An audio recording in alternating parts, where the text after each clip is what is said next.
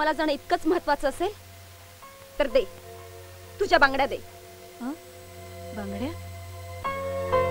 का? काय झालं? त्या विकल्या. काय? कधी? अगं दीपूच्या क्रिकेटच्या क्लासची फी भरायची होती. काय? क्रिकेटची फीस भरण्यासाठी तू बांगड्या विकल्यास? अगं कितीदा वाचवण्याचा प्रयत्न केला मी. बाबा, या महिन्यात तरी माझी नवीन बॅट येणार आहे की नाही? आणि माझ्या ह्या बॅटची अवस्था बघितली तुम्ही? ही बघा. त्या अगोदर माझ्या पिकनिकचे पैसे. आधी माझी बॅट. पिकनिकचे पैसे. बॅट. पिकनिकचे पैसे. बॅट. अरे भांडताय काय? ताईला तरी येऊ दे. ए ताई आणि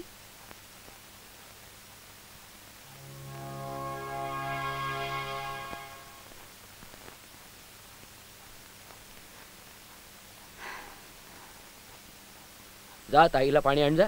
हो आणते बाबा. आई.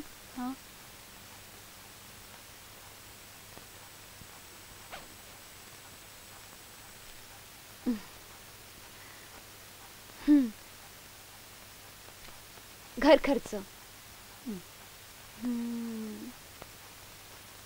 घराचं भाडं, इलेक्ट्रिक बिल, दूधवाल्याचे, गॅसचे आणि हे सोनूच्या पुस्तकाचे. मला थँक्स ताई.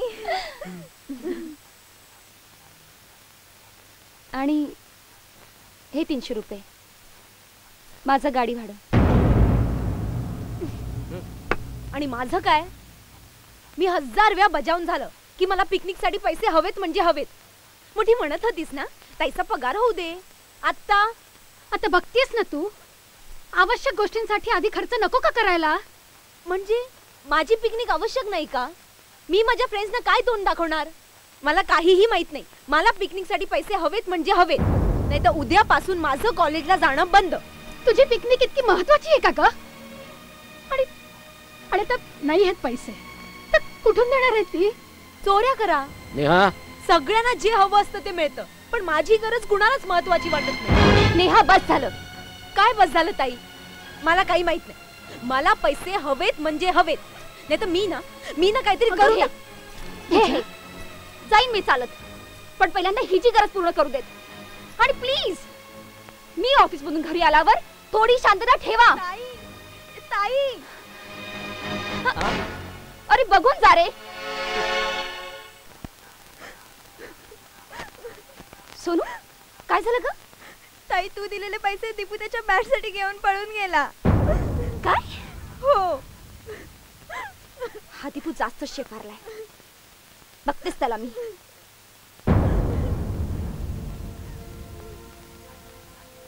हे काय? विकून टाक. तुझ्या महिन्याचा खर्च आणि हिच्या पुस्तकांचे पैसे मिळतील याच्यातनं.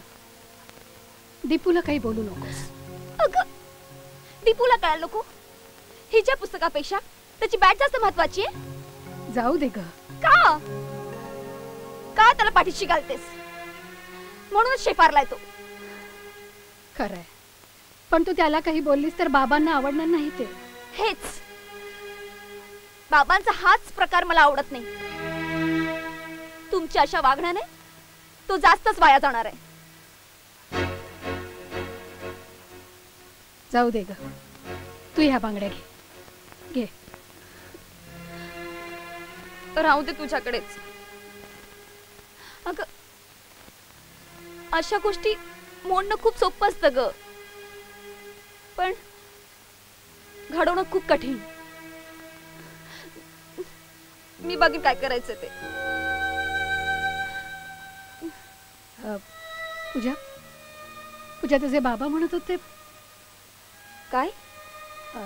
म्हणजे तुझ्यावरचा भार थोडा कमी करण्यासाठी म्हणून सोनूचं शिक्षण आपण बंद करूया. काय काय बोलतेस काय तू? हे अगं खरं तर आपल्या घरात सोनूचा अभ्यासात हुशार. तिचं शिक्षण बंद करणार? अगं उलट दीपूला अभ्यासात तर जराही रस नाहीये. वाया जातोय तो. त्याच्या शिक्षणाला पैसा हवाय ना, मग त्याचं शिक्षण बंद करा ना. मूर्खासारखा बोल नकोस पूजा. दीपू हा घराण्याचा कुलदीपक आहे. हा थोडासा हट्टीपणा करतो तो, पण वयच आहे त्याचं. उद्या सचिन तेंडुलकर सारखा मोठा क्रिकेटर झाला ना, तोच आपल्या घराचं दारिद्र्य दूर करू शकतो, लक्षात ठेव. आणि क्रिकेटच्या करिअर मध्ये अभ्यासापेक्षा स्किलला महत्व जास्त असतं. ते स्किल आहे दीपूकडे. चान्स मिळण्यासाठी त्याला शिकत राहायला पाहिजे, लक्षात ठेव. त्याचा फ्युचर खराब होता कामा नये. सोनूचं काय? ती लग्न होऊन दुसऱ्याच्याच घरी जाणार शेवटी. आई दीपू आत्ताही नापास झालाय ग. मोठ्यांच्या मध्ये बोलायला कोणी सांगितलंय का तुला? गप्पा बैस.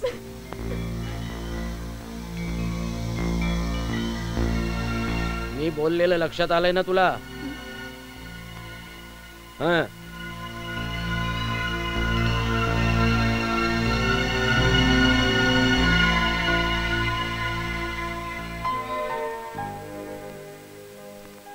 थँक्स. एक विचारू? विचार ना. कालच पगार झालाय आणि आज उधार मागायची वेळ आली.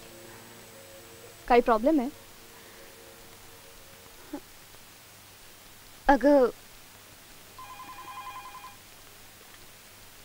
हॅलो. पूजा आहे का? मी तिची आई बोलतेय. तुझ्या आईचा फोन आहे.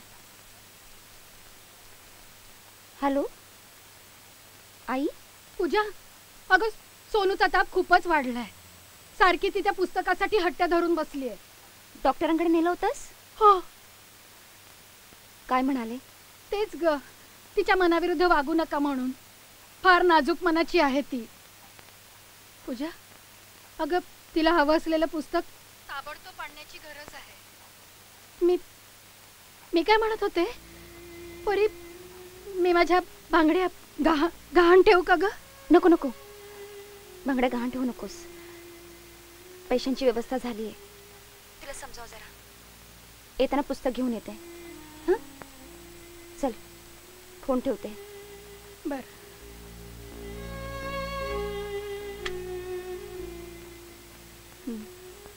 बाबा, कशाला त्याला त्रास देतेस? शांत बस, शांत बस. ये, बस बस बस. घे. वा. घे ग.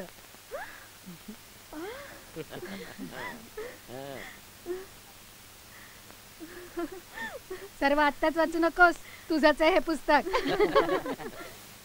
काय मग पसंत केली की नाही मुलगी? पसंत केली ग, पण यावेळी एक गंमतच झाली.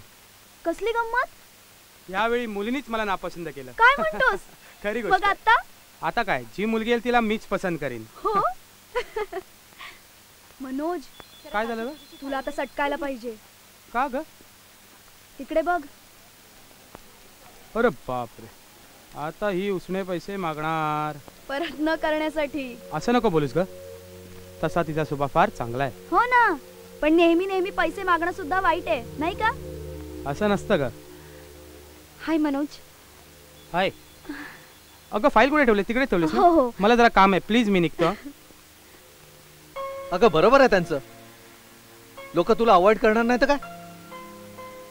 तुझी इमेज झालीये उसने पैसे मागणाऱ्याची. अगं लोकांना तुझे प्रॉब्लेम्स कळत नाही असं नाही, पण त्यांच्या सुद्धा काही गरजा आहेत की नाही? हे बघ, उत्पन्नापेक्षा जास्त पैशाची गरज प्रत्येकाला असते, पण लोक अंतरून पाहूनच पाय पसरतात.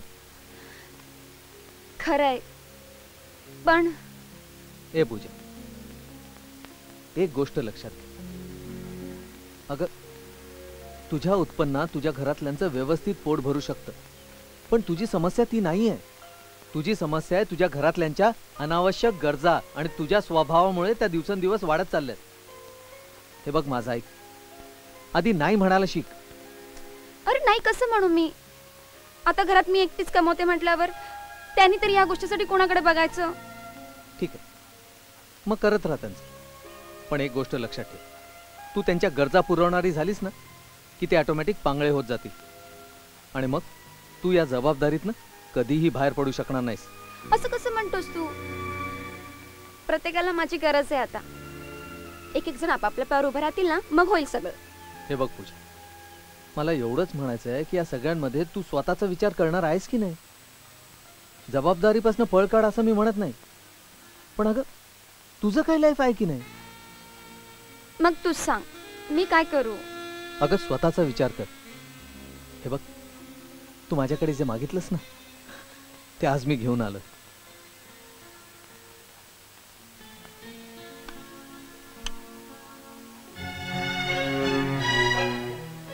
काय? हिरवा चुडा?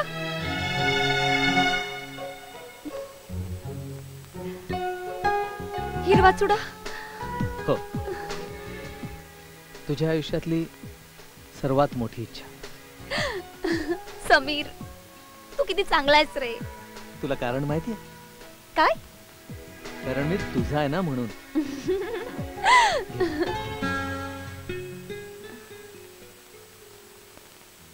समीर, आपल्याला काही दिवस थांबावं लागेल. अगं का पण? अरे, माझ्या घरातल्यांना माझी गरज आहे रे. ठीक आहे,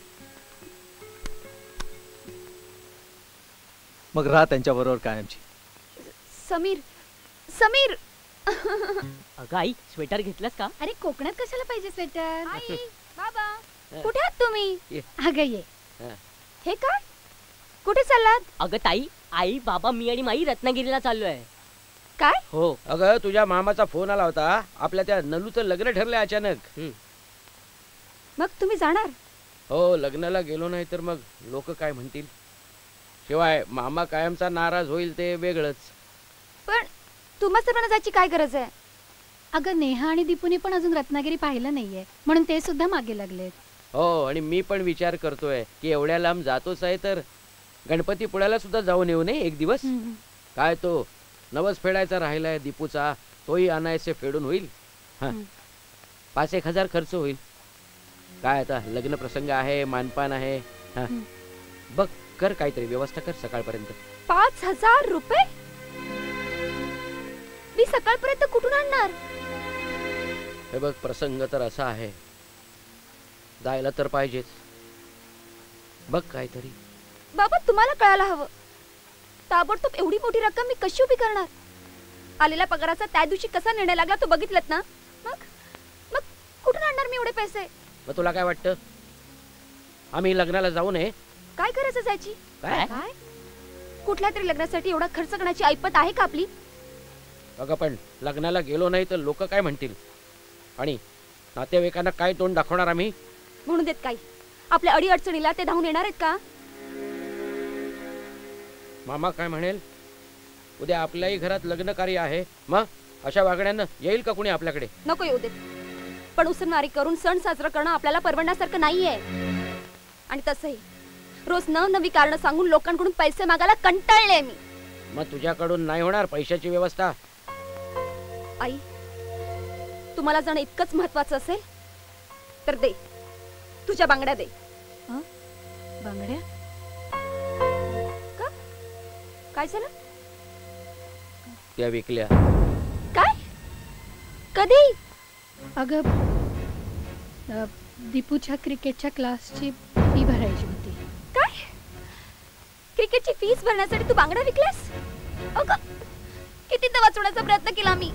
त्याच्यासाठी काही केलं की तुझ्या डोळ्यात येणारच. बाबा, बाबा, ताईनी पैशांची व्यवस्था केली नाही तर आपलं जाणं कॅन्सल. नाहीतर काय, बाबाकडून आणणार आहेत पैसे.